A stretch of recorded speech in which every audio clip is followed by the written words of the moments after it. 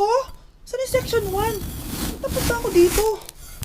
Ito na ba yung section 1? Good afternoon, everyone, especially to all of the panelists, advisors, and especially to our co-researchers who attend this virtual conversation. So, good afternoon, everyone. Namamatay ng dahil sa iyo, ma'am. Ibig sabihin po nito ay kabayanihan ng mga Pilipino na isinakripisyo ang kanilang buhay para sa kalayaan ng ating bansang Pilipinas. Huwag lang tayo puro salita! Dapat ipinapakita din natin sa ating ginagawa! Ikaw, bago ka lang dito, di ba? What is the biggest mistake? Ma'am, the biggest beef stick. Anong beef steak, ha? Alis na ako dito. Kamusta? Pwede ka na bang pumasok? Ano ba dapat oras ang next schedule mo? 9. So bakit nandito ka ng gantong kaaga? Anong oras ka pa pumunta dito? 6 o'clock? So anong nararamdaman mo na face-to-face classes na? Wala. Masaya ka ba? Opo. Okay, so masaya siya na parang nalulungkot si ate. Okay, class. What is the difference between your and your? Ma'am. Yes, Samantha? Your is a possessive adjective indicating ownership, while your is short for you are. Very good. Basic. Alam ko naman yan. Pabida ka lang magtaas ng kamay. Next question. Ano ang pagkakaiba ng nang at nang? Ako ma'am. Okay, Scarlett. Ang nang ay nagpapahiwatig ng pagmamayari. Ang nang ay nagpapahayag ng paraan o panahon. Tama! Mahusay ka, Scarlett! Sobrang dali lang naman ang tanong eh. Next question. 10 points ang makakasagot neto. What is the biggest organ of our body? Ma'am ako, ma'am! Akin lang tong 10 points na to. For sure, hindi mo naman alam yan. Yes, Samantha. Nauna ka kay Scarlett. Ang biggest organ of our body is stomach. Mali. Okay, Scarlett. Lungs po, ma'am. Wrong answer. Wala na bang gusto sumagot, class? Ma'am, ang biggest organ of our body is skin. Correct! Tignan niyo si Kyle, oh. Kahit di nakikinig sa akin yan, tama ang sagot niya. So, Kyle, paano mo nalaman ang sagot? Yun po kasi sabi sa Google eh. Bes, bakit ka absent kahapon? May pinuntahan kasi ako, Bes. Ano yan? Ba't mo tinatakpan yung bibig mo? Mabaho ba yung hinga mo? Ano kasi eh. Hala, naka-braces na si Scarlett! Kaya siguro absent siya kahapon. Bes, magkano yung braces mo? Di ba mahal yan? Rich kid ka siguro. 5K lang to, pero naka-promo kasi sila, kaya 3K na lang. Ako na rin nag-change ng rubber kasi kamahal man. Nandito ba si Scarlett? Present po, ma'am. Anong present? Ayusin mo nga magsalita. Sorry ma'am, di po kasi ako makapagsalita na maayos. Masyakit po kasi yung braces ko. Ay wow, kala mo talaga. Anong ginagawa niya? Over naman sa pakita ng brace. Bes, ano yan? Ba't ganyan ka mag-tiktok? Siyempre para makita ng mga friends ko na may braces na ako. Ganon? Saka para ma-ROI ko na din to, no? Sige, Bes. Hala, nalipat na naman ako ng classroom. Bakit kinder yung nakalagay dito? Saan yun? Ba't puro mga bata yung nandito? Hi mga bata! Ang lesson natin ngayon ay addition. Sino dito ang makakasagot ng 1 plus 1? Ang dali naman ng lesson dito. Ma'am, 1 plus 1 is equals to 2. Correct! Mga bata, 5 claps para kay Scarlett. Hindi niyo ba alam yun? Mga bata, science na tayo ha? Ilan ang planeta sa solar system natin? Ba't walang nagtataas ng kamay? Ma'am, there are 8 planets in our solar system. Correct! Siguro nag-a-advance reading si Scarlett. Ba't parang walang alam yung mga kaklase ko? Okay, tatatakan ko ng star sa kamay ang makakasagot neto. What are the primary colors? Ha? Ba't ang dadali na subject dito? Last sem, nag-research lang ako eh.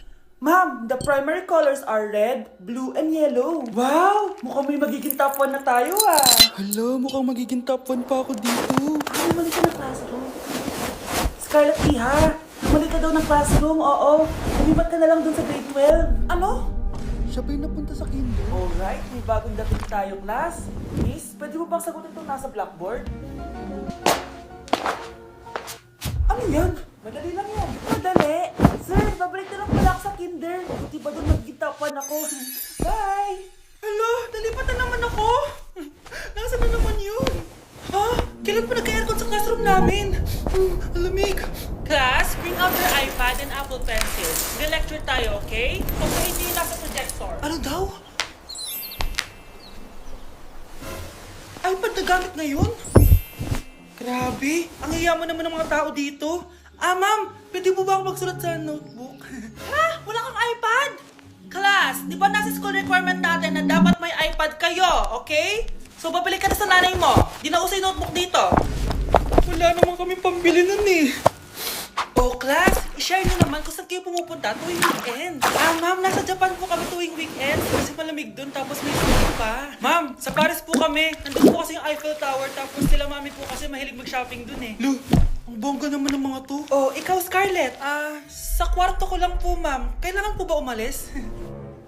Hindi naman. Siguro mas gusto ni Scarlett yung nagpapahinga siya sa magandang kwarto niya.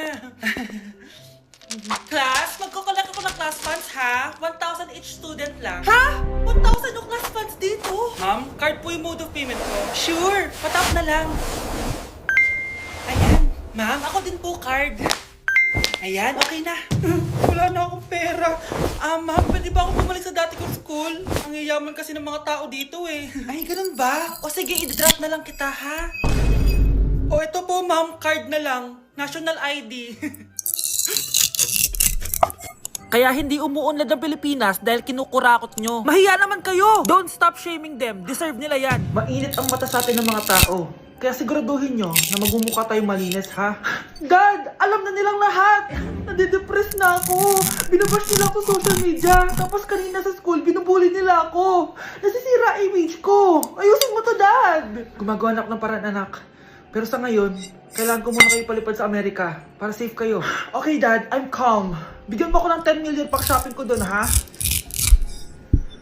May mga mag-iimbestiga dito. Kaya lahat ng mga luxury cars namin, itago nyo muna. Hindi nila pwede makita yung mga yon. Base sa report na binigay sa akin, may ghost project daw kayo. Totoo ba yon? Wow! It's a yes or no question. Bakit di ka makasagot? Your Honor, kakausapin ko po muna yung lawyer ko. Ang kakapal nyo. Halata naman sa mga kilos nyo na guilty kayo. Kamusta na kaya sila, Mom and Dad? Sana okay lang sila. Nawala sa garahe ang 10 sa 12 luxury cars. Pati mga sasakyan tumakas na. Hindi kami papayag na hindi kayo mananagot. Hindi kami mananahimik sa issue na to. Anak! Umagang-umaga, cellphone agad hawak mo? Tignan mo sa napanood ko. Huwag mag-cellphone agad pagkagising mo sa umaga kasi pinapataas mo lang ang stress levels mo. Ano ba naman yun, Nay? Oh, doktor na may sabi, ha? Tigilan mo na yan. Maniniwala pala tayo sa doktor. Sige. Grabe, ang init. Naliligo na nga ako. Nay, may napanood ako, oh. Kung may nagsabi sa'yo na dapat kang maligo araw-araw, isang malaking kasinungalingan yan. Oh, sabi ng doktor, Nay, bawal daw maligo araw-araw. Ba't ka naliligo? Oh, sige, di na ako maliligo. Kung akala mong healthy ang mga prutas, pakinggan mo tong sasabihin. Oh, Nay, nagsalita na yung doktor, ha? Huwag ka na kumagat dyan. O, di ba naman prutas? Ay, magmamatcha na lang ako. Kung akala mong healthy ang mga matcha, pakinggan mo tong sasabihin ko. Hala, sabi ng doktor, hindi daw healthy yung matcha, Nay. Huwag mo na inumin yan, ha? Pati matcha bawal. Sinisira mo ang utak mo sa paggamit ng mga betsin. Oh, Nay, sabi ng doktor, sinisira mo daw utak mo. Huwag ka na maglagay niyan. Tama na! Oo na, lahat ng ginagawa ko masama sa akin. O sige, Nay, titigil na ako. Basta mag-cellphone na ako, ha. Sige na, mag-cellphone ka na. Pero huwag ka magpupuyat, ha. Masama pa rin yon. Malaking kasinungalingan yung sinasabi nilang bawal ka magpuyat. Anong sabi mo, Nay? Sabi ng doktor, pwede naman eh. Bye! Ew! Ano mga itsura mo? Hindi mo bagay sa school na to. Wala akong oras makipag-away sa Jessica. Talaga? Eh, di bibigyan kita ng oras. Hoy, babae ka! Subukan mo saktan ng basic ko. Makakaskim ka sa akin. Look who's here. Ang BFF niyang squatter. Anong sabi mo? Aray! Huwag mo akong angasan, be. Baka gusto mo mabura yung mukha mo. Uy, Patricia, tama na yun. Awayin mo pa tong basic ko. Hindi lang yung matitikman mo sa akin. Pulang iya kayo. Ipapag-guidance ko kayo. Lagot kayo sa tatay ko. Go lang, be. Papuntahin mo dito yung tatay mong korap. Pag-meet and greet kami. Hindi pa ako tapos sa inyo. Ay, banatera ka talaga, Bes. Alam mo yan, Bes. OMG, grabe yung baha, oh. For sure, marami naman nakurakot si Dad. Paldo. Oh, Jessica, ba't ang aga mo? Di ba traffic kasi baha? Ay, opo, ma'am. Baha nga po eh. Kaya pinag-helicopter na ako ni Daddy para safe ako. Kawawa nga po yung mga tao eh. Wow, sana all. Ah, yes, Daddy? Opo, nandito na po ako sa school. Baon ko 1 million ha. Saan yun na? Ha? 1 million yung baon niya? No! Binasa mo yung Chanel bag ko! Sorry, Jessica. Alam mo ba kung magkano to, ha? 600,000 to! Mas mahal pa to sa bahay nyo! Napakamahal naman yan. Whatever. Papabili na lang ulit ako. Salamat ka, mabait ako. Nahiya naman tong 300 peso na bag ko. Be, tara sa kantin. Nag-crave ako ng siomay tsaka ng kwek-kwek. Tara. Pwede bang sa Wolfgang na lang tayo mag-lunch? Hindi kasi ako sanay sa mumurahing pagkain. Be, anong akala mo sa akin? Anak ng CEO? Ano ba yan? Hindi ba kayo binibigyan ng allowance ng daddy nyo? Ako na nga lang. Hindi ka naman ganyan dati. Okay, class. Si Cheska na ang bago nating treasurer. Ma'am, huwag si Cheska. Kukurakutin niya lang yung class funds natin. Parang tatay niya. Flood control, ayaw. Gastos, gusto. Kaya mayaman si Cheska kasi korap ang pamilya niya. Ang laki ng tax na binabayaran ko. Sa Disney Princess pala natin napupunta lahat. Habang kami, binabaha na dito. Ikaw pa helicopter lang. Wow, napaka-lavish mo naman. Tsaka, pero muna ako nito sa Chanel bag mo May ambag din ako dito, no? Hindi kami titigil hanggat walang nakukulong. Deserve niyong magdusa. Sa teacher nating naging pangalawang nanay natin. Oh, Scarlett, kanina ka pa tahimik. May problema ka ba? Ano po kasi, ma'am? Family problem lang po. Oh, kwento mo sa akin. Makikinig ako. Baka may matulong ako sa'yo. Nak, ang bababa ng mga scores mo sa akin. Nangangarap kang bumagsak. Ma'am, sorry po. Dami ko po kasing inisip niya itong mga nakarang araw Sige, pagbibigyan kita ngayon ha. Pero promise mo sa akin na babawi ka next quarter. Talaga, ma'am? Thank you, ma'am. Babawi ako, promise. Sa teacher nating hindi madamot sa grades. Okay, class. Pwede na kayo mag-lunch. Oh, hindi ka kakain? Wala po kasi akong baon, ma'am. Oh, eto. Kumain ka na, Salamat po, ma'am. Sabi ka lang sa akin, Nak, ha? Hindi ka makakaisip ng maayos pag wala kang kain. Sa teacher nating nagbibigay ng pagkain. Sa lahat ng mga teacher sa mundo na nagturo sa amin kung paano lumaban sa buhay, Happy Teacher's Day! Gusto ko lang maging malinaw sa inyo na dito sa klase ko, ako ang nasusunod. Naintindihan? Ma'am, ito po yung assignment ko. Anong klaseng assignment to? Parang ginawa lang ng bata. Mababa lang grades mo dito Pinaghirapan ko yung assignment na yun. Sino ang pambansang bayani natin? Ma'am, Scarlett.